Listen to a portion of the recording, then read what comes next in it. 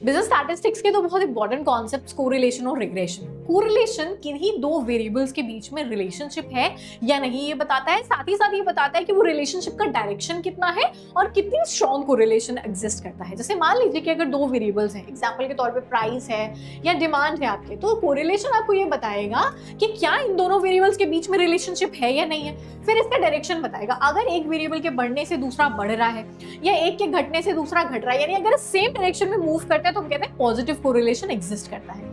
अगर किसी एक वेरिएबल के बढ़ने से दूसरा वेरिएबल डिक्लाइन कर रहा होता है या डिक्रीज कर रहा होता है तो हम कहते हैं नेगेटिव कोरिलेशन एग्जिस्ट करता है।